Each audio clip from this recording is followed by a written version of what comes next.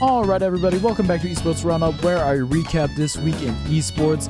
Yes, Dallas got her groove back. We're here on Friday, and I'm pretty much on time. I mean, we're doing good, it's good to be back.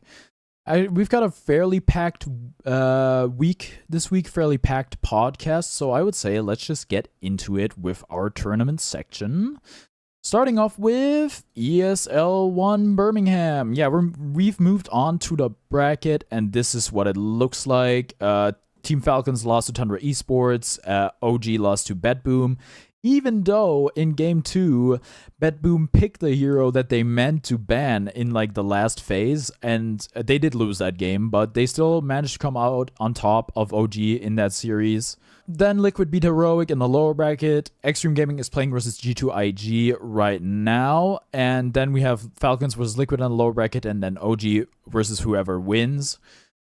And then in the upper bracket final, we have Tundra Esports versus BetBoom team. Alright, moving on to ESL Pro League 19 for Counter-Strike. And this is a pretty big one, so bear with me. A lot of teams, a lot of matches. Very complicated system. Group A, we have FaZe Clan and Imperial Esports. I'm not gonna go over every single match, but basically what you need to know is in the upper bracket final, it's Astralis versus 3D Max. Bit of a big upset that 3D Max is there, but congratulations to them for making it so far. In the mid bracket semifinal, we have Eternal Fire versus FaZe Clan happening right now. Eternal Fire is up 1-0.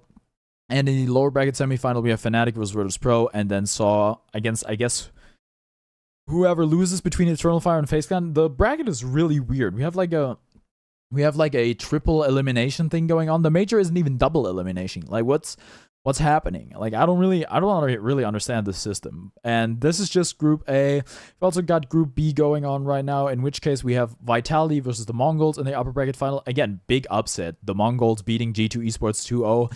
And then M80 beating G2 Esports 2-1 in the mid-bracket quarterfinal. The mid-bracket semifinal is now going to be M80 versus BetBoom. In the lower bracket semifinal, we got G2 Esports versus Team Falcons. And in the lower bracket quarterfinals, we have Shark Esports versus Tai Lu. Alright, moving on to Group C. We haven't had any games played in there. Everyone starts in the upper bracket quarterfinals. Mouse versus Bad News Kangaroos. Gamer Legion versus ENCE.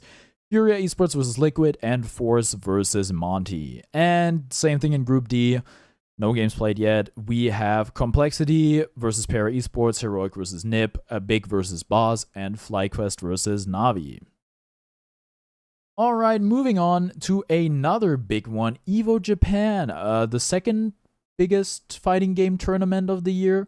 Maybe, I don't know. It's not quite EVO, but it's EVO Japan. And we have multiple games here, starting off with Street Fighter 6.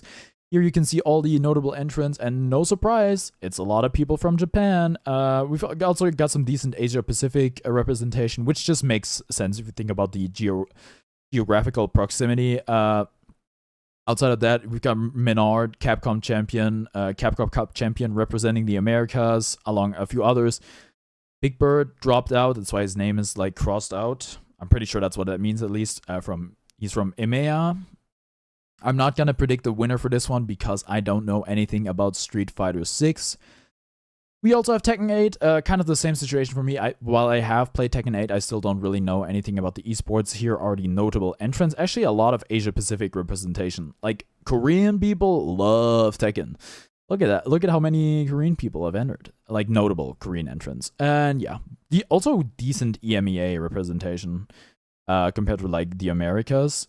Also, FaZe has signed a fighting game player? Crazy.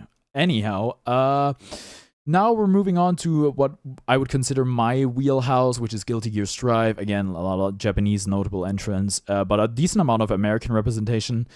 But looking at EMEA, bro, it's rough. It's just Leffen / like dropped out or something.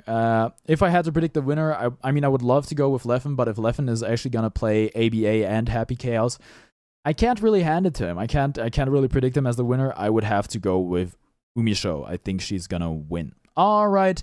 Moving on to the final game I'm going to talk about. There's two other games that I don't want to talk about because I don't really care about them and they're not as popular as the others. But we have Street Fighter Third Strike. Yeah, Justin Wong is actually entering that one, and Daigo is actually entering Street Fighter 6, which I forgot to mention. Yeah. I don't really know anything about Street Fighter Third Strike. I mean, the community is really passionate about it. It's great to see that it's still going, but I'm not gonna predict a winner simply because I don't know anything about that game. All right, but that'll do it for our tournament section. Moving on to our main stories, starting off with esports on the big screen. Yeah, the Esports World Cup did a promo on the Las Vegas Sphere. Here you have Arslan Ash standing in front of the Madison Sphere Garden, if you will, the MSG Sphere, with his promo on the background. The Twitter video that the Esports World Cup released was like 1.5 minutes long. I don't know how long it actually like took or how long the stuff was shown on the Sphere, but it's kind of more about the social media engagement anyway. What I think about this, well, it didn't move the needle on my Madison Square Garden stock, so do I really care? No, I think it's cool. It's great to promote esports, even though I do believe that the novelty of the Sphere has kind of worn off. I think it's still cool. I think it's probably really cool for the people that like got featured in it, like Arslan Ash or Quinn or Imperial Hal. They basically showed like a bunch of the games and teams and like the players that are going to be at the Esports World Cup. Yeah, really cool still. I don't know how much it cost, but I mean they're really investing big in this thing, and I'm excited to see how it turns out. All right, moving on. Rare Riot W. The pipeline is real for the premiere in Valorant.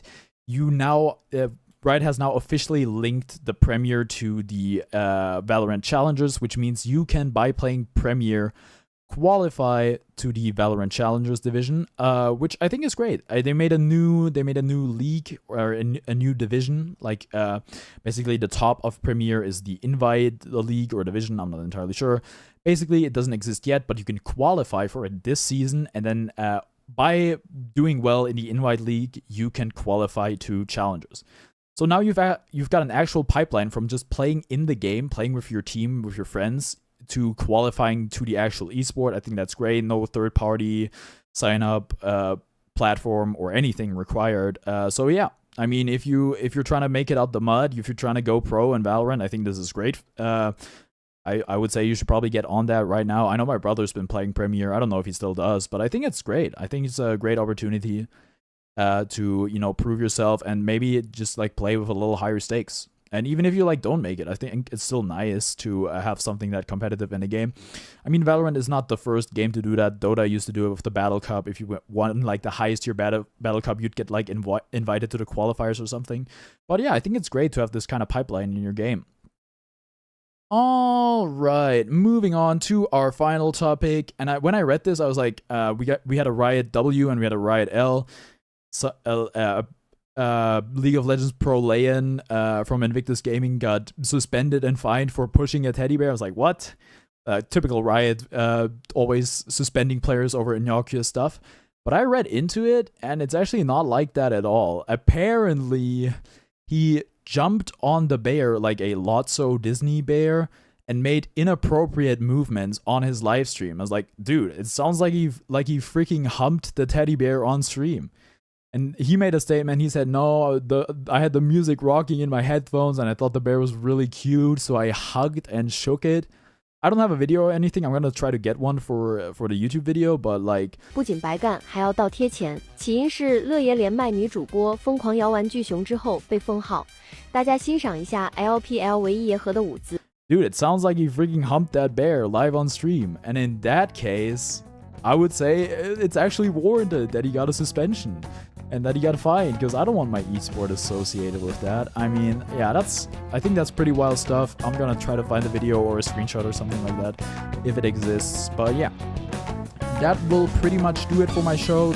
Thank you so much for watching, and I'll see you next time.